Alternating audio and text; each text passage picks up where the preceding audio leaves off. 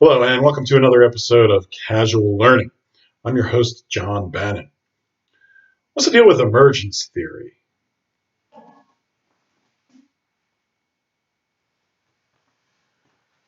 Emergence theory is another atheistic theory uh, that comes to us from a bunch of physicists in Los Angeles. And it's a complicated theory, but I want to explain it to you and then tell you what's wrong with it.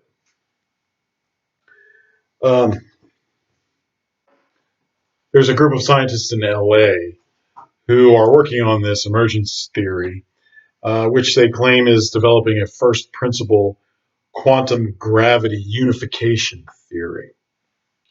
Now, what that means is there is an attempt among physicists to unify Einstein's theory of general relativity with quantum mechanics. And they haven't been unified. General relativity deals with things that are bigger than subatomic particles or atoms, and quantum mechanics deals with the very, very small subatomic particles, things smaller than that. But there's an inherent conflict between the two that hasn't been unified. And there are physicists working on trying to unify these things in what they call a theory of everything. But so far, no one has been successful in doing that. Now, emergence theory is highly mathematical, and for most of you, will be totally incomprehensible. But I will do my best to try to give you the gist of what it is. Emergence theory claims that reality is actually based on an eight-dimensional structure. This structure is a eight-dimensional crystal that they call the E8 lattice, which projects to a fourth dimensional quasi-crystal, which creates a three-dimensional quasi-crystal, which is the fundamental substructure of all reality. So it's similar to the idea of a Platonic form. So there's this higher dimensional thing. You could call it a metaphysical thing because it's beyond our typical physics, but that projects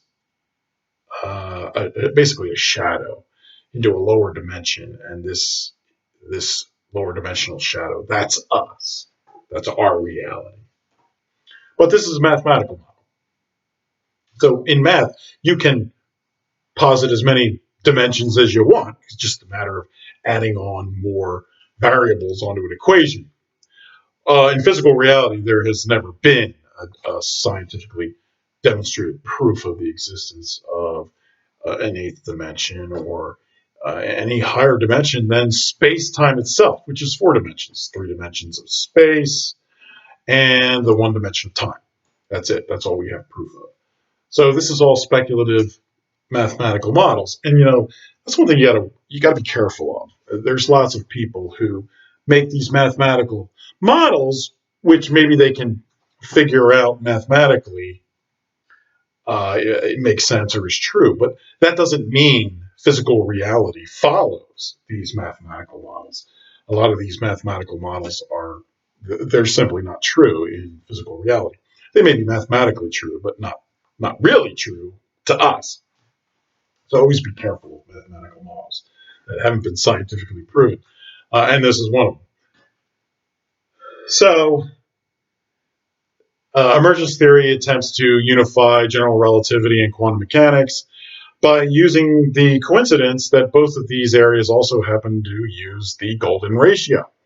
Now, the golden ratio is a special number, sort of like pi, that makes an appearance in different sorts of things, like geometry and art and architecture and in other things. And the golden ratio is 1.61.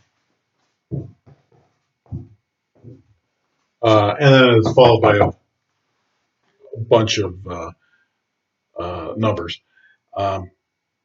And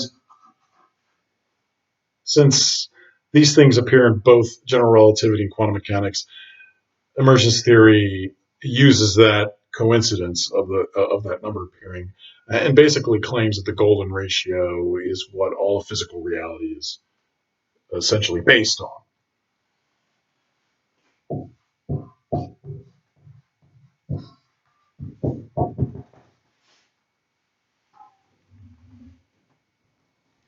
Emergence theory claims that the fundamental building block of reality is a Planck length tetrahedron. A tetrahedron is a pyramid. It's a pyramid. It's uh, a pyramid shaped geometric figure, uh, but at the Planck length. Now, the Planck length is the smallest size that makes any sense in science. It's deemed a limit to how big or how small anything could possibly get and still have some sort of meaning. So we're talking about something that is extraordinarily tiny, many magnitudes smaller than the smallest things we know actually exist, like atoms or protons or electrons or the quarks that make those things up. So we're talking about an incredibly tiny scale, and no one has ever scientifically proven anything about that scale in terms of something actually existing at that scale. And this is really a competing theory to string theory, and string theory also posits the existence of a string, a vibrating string, but the size of a Planck length. So again, another incredibly tiny thing that no one's ever scientifically proven actually exists. So it's an extremely speculative mathematical theory about uh, reality, physical reality. Uh, the emergence theory says that this tetrahedron only has a few positions which it could be in, and that its position affects the position of other tetrahedrons, many tetrahedrons, um, as well. Uh, these tetrahedrons combine with other tetrahedrons according to complex mathematical rules to fill up the entire space of the universe. So ultimately, you have to have something that decides what position the tetrahedron is going to be in. And emergence theory claims that it's consciousness that does this, consciousness. And of course, they point to various physical phenomena that are consciousness dependent, like the Heisenberg uncertainty principle, and how the position of a particle at the quantum level can't be known unless there's an observer actually uh, testing it and watching it. Uh, so, emergence theory claims that consciousness is a fundamental property of physics and is required for reality to exist. So, to that end, this theory claims the existence of universal consciousness.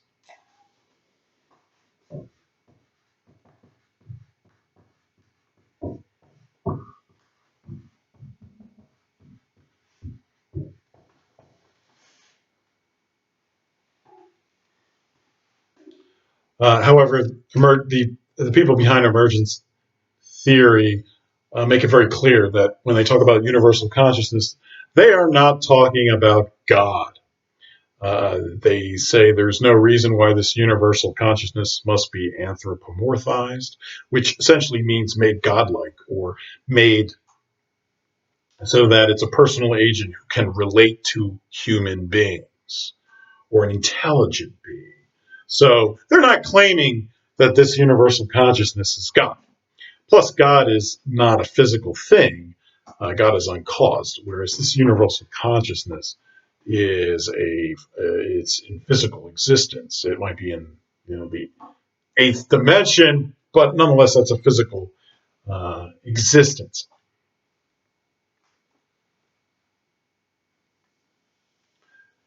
So emergence theory says that because reality is information, and information uh, has meaning, it's meaning, then a consciousness is necessary to give this information meaning in order for the information to exist. So if all reality is information and information needs consciousness in order to have meaning, in order to be information, then there must be a universal consciousness.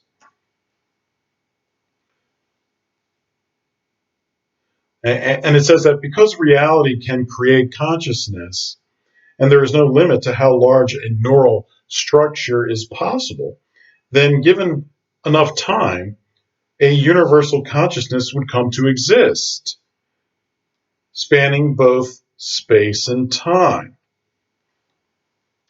And that this universal consciousness is self-created. Now, this is a neat trick that these guys are using, and that is they're saying, well, physical reality can create consciousness. We know that it's in our human brain. And we also know that given enough time, through evolution, a very primitive form of consciousness can develop into a much greater, complicated consciousness like the human brain. So, given enough time, and because there's no apparent limit under the laws of physics, given enough time, you could have a greater and greater and greater conscious structure or neural structure that creates this consciousness to the point where you get a universal consciousness. I guess a consciousness the size of the universe. But I suppose it would have to be in the eighth dimension.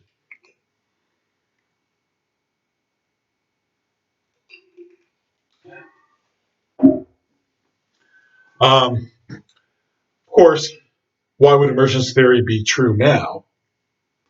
Because I don't see this universal consciousness anywhere. And the explanation for that is, well, time travel.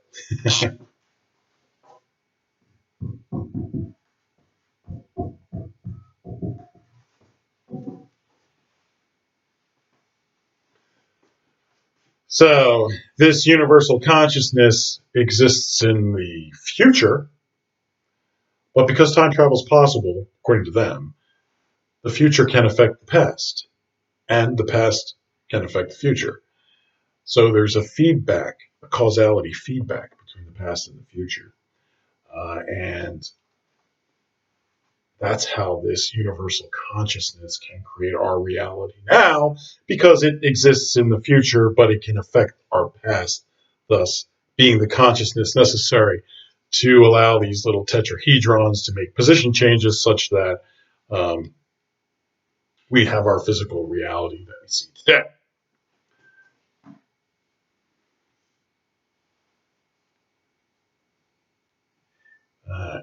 In support of the idea of time travel, these guys say that, well, we have the block universe of space-time, the one that Einstein talked about, but there's an arrow of time in that block universe, and the arrow points only in one direction, from the past to the future. However, because it's a block universe, that seems to be arbitrary to say that you can only go in one direction. So they claim that actually you can go in both directions. And this creates this causality loop between the future and the past, allowing the future to affect the past and the past to affect the future. And this is the reason why you could claim that there is this universal consciousness in the eighth dimension somewhere in the future that is now affecting the present and allowing reality to exist based on its consciousness that provides the meaning to the information, which is reality that we live in. Catch all that? All right. So this future universal consciousness is affecting the past, and the past is affecting the future consciousness. The fundamental stuff of reality is consciousness. Consciousness and information emerges in a causality feedback loop. Particles do not exist until they are observed. This comes from the Heisenberg uncertainty principle in quantum mechanics, that apparently a particle it doesn't actually exist until somebody with a consciousness actually looks at it or observes it through some sort of experimentation where they hit it with something, and then suddenly it exists. Um, that's not completely accurate because the particle is really coming to exist from the quantum field, which is a field. And the field exists regardless of whether somebody's watching it or not. But anyway, this helps support this idea of consciousness being required for material reality to exist. So their slogan is all time is affecting all time, all the time.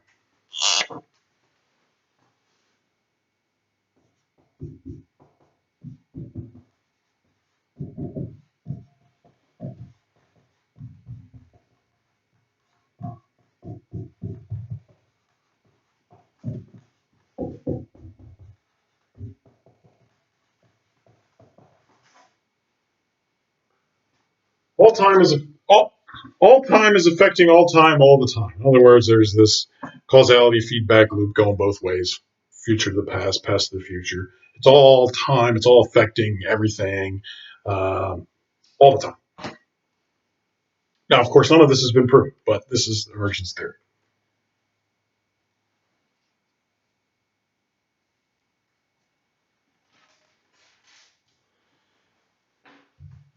Okay, so what's wrong with this theory? Why is this wrong? Well, first of all, it's clearly atheistic. They themselves are claiming that this universal consciousness in this eighth dimension is not God. It's not the personal agent that we would consider God, somebody who can um, relate to human beings.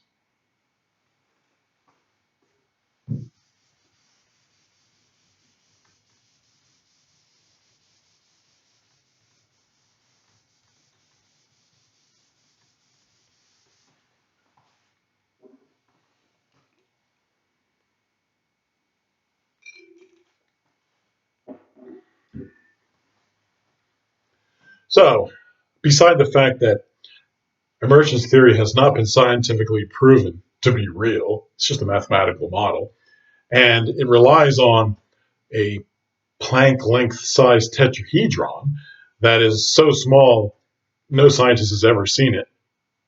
It has other problems. The first of which is that time travel is impossible.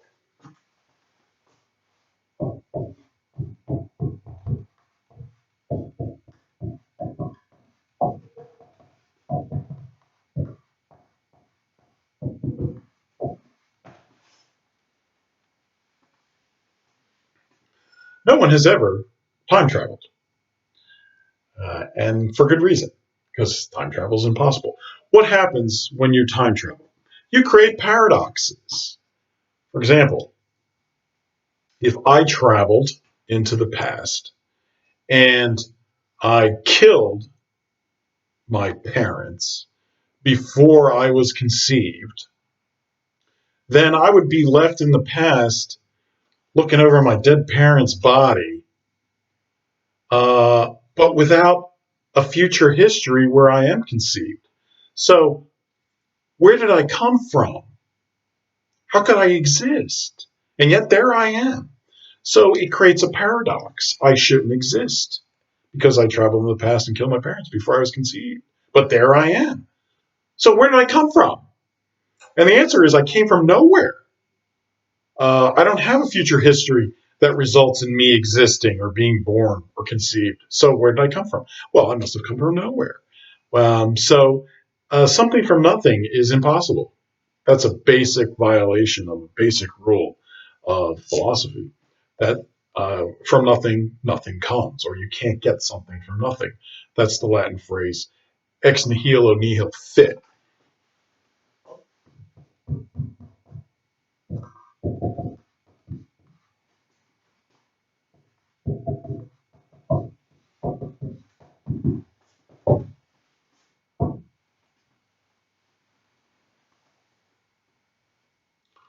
A second problem with emergence theory is self creation is impossible.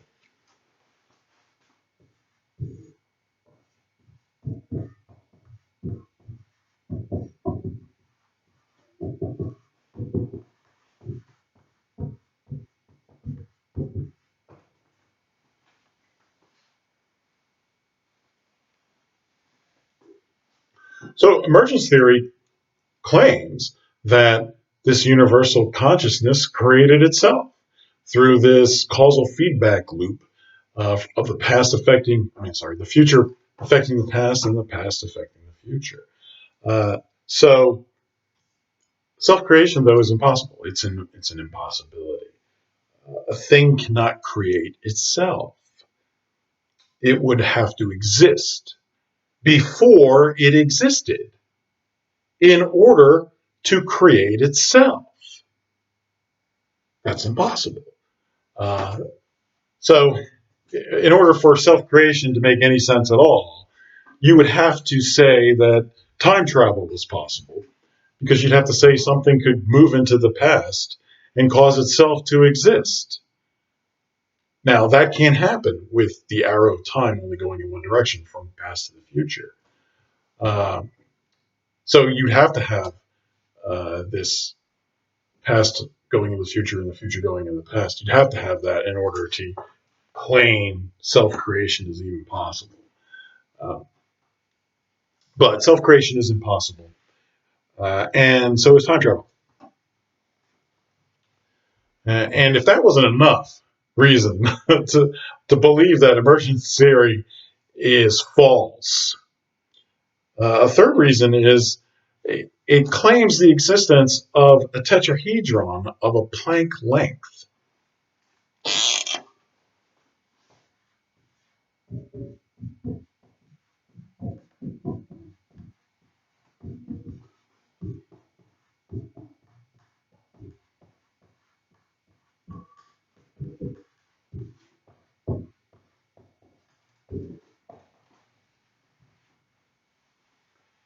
A Planck length tetrahedron is impossible.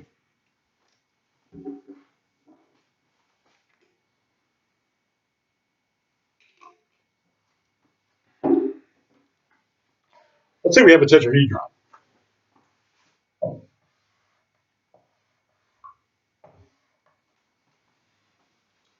We have our pyramid, and let's say, a side of it is Planck length.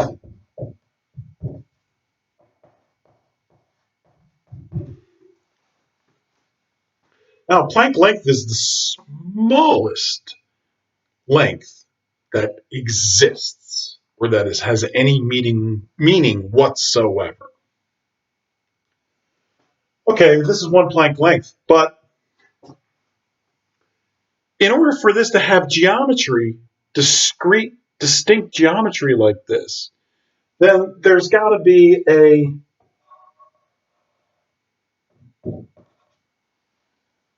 half a length on the side. And there would have to be a quarter length as well, and even smaller than that. In other words, in order to have this sort of sharp, detailed geometry, you have to have lengths that would be smaller than a Planck length. And that's impossible, because a Planck length is the smallest length. So how could you have a half length or a quarter length or an eighth length Planck length? You can't. So you can't have a distinct geometry like this. You can't have something that you call a tetrahedron, because at a Planck length, geometry like that is not possible. It's impossible, because you can't have anything smaller than this in order to define that geometry. It's impossible. Now, what exactly something at the Planck scale, if there was a real thing at the Planck scale, looked like without geometry is a mystery. It's incredibly fuzzy.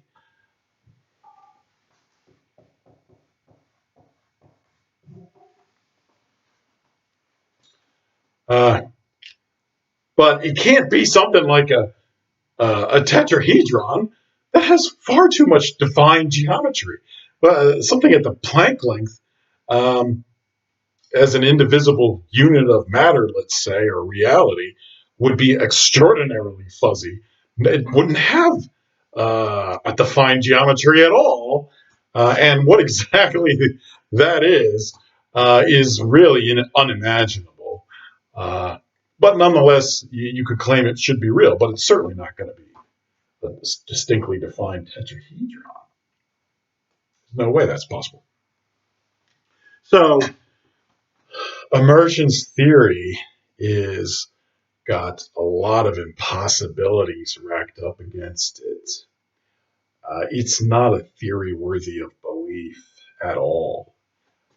And don't think that this idea of universal consciousness is, an adequate replacement for God. It's not. It's not. God is uncaused. God is not made of physical reality. This is physical reality. This universal consciousness would be physical reality. So it's very different than God.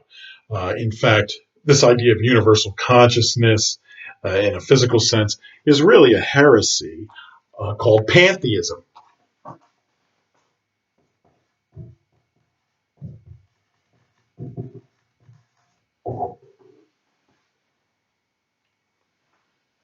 And pantheism is the belief that God is the universe. God is physical reality somehow. And God is not the universe. God creates the universe. God is not the universe, is not physical reality, is not an aspect of physical reality. Those are created things. Even this universal consciousness would be created, but in the distant, distant, distant future. Can't be God. So it's a heresy. That means it goes against the common understanding of the Judeo-Christian God. And that heresy is pantheism. Pantheon meaning pan, across, like across the universe, God being the universe. So, don't fall for this idea. It's impossible. It's impossible. It's also atheistic. And, when you start talking about 8 dimensions, people can get confused and think that this must be true because these smart scientists in LA say it is. But that's fundamentally false. Understand that there are a lot of atheistic scientists. There's a lot of atheistic mathematicians who love to come up with this sort of stuff, and they don't care whether it involves God or not. And usually it doesn't. But it doesn't mean any of this is true. This whole theory is clearly false. So if you come across it, universal consciousness or emergent theory, be warned. It's a heresy. It's a pantheism, and you shouldn't believe it. And it's got impossibilities cooked right into it. So this is again just another atheistic theory I've run across, and I thought explaining it to you would be helpful, so that if you run across it, you already know that it has major problems. If you have any questions or comments, please leave them below, and I'll address them. I appreciate it if you press the subscribe button, and take care.